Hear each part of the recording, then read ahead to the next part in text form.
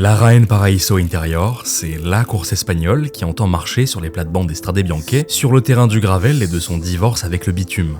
En Italie, on passe entre les cyprès et le vallon magnifique de la Toscane. Sur la course espagnole, on privilégie les champs d'oliviers et les chemins qui les bordent. Bon, qu'importe l'analogie du terrain, de toute façon, lui, il connaît bien la recette.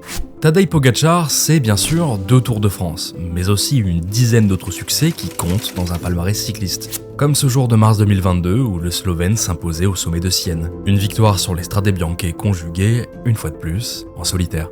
Bon, revenons à la classique espagnole.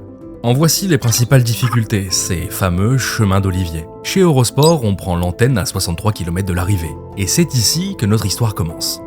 UAE prend la course en main, c'en est fini pour les espoirs des échappés, derrière ça craque, le terrain est prêt pour Pogačar, place à l'offensive. La première tentative du Slovène n'a pas d'autre effet que de réduire à sa plus simple expression le groupe de favoris. Pour la victoire en solitaire, il faudra patienter un peu.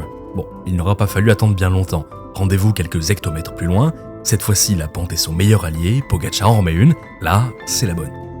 Le voilà déjà revenu sur Sergio Samitier, le dernier rescapé de l'aventure matinale, qui parviendra à prendre la bonne roue quelques instants dans le sillage d'un champion slovène un ton au-dessus. Il eut bien cette crevaison à 8 km de l'arrivée, dont l'intérêt principal n'était pas tant de ranimer un suspense déjà enterré sous les coups de pédale de Pogačar, mais bien plus de rappeler que ces courses qui tentent des chemins de traverse sont plus que jamais sous le joug des aléas qu'il faut savoir dompter pour espérer y briller. Quoi qu'il en soit, le voici célébré. Tadej Pogačar s'impose pour son retour à la compétition, dans une saison 2023 qui promet, une fois de plus, d'être marquée par l'emprise du Slovène et de son goût pour l'attaque à l'avant des courses. Ah oui, et pour compléter le podium, c'est Ben Turner qui prenait la 2e place devant Tim Wellens.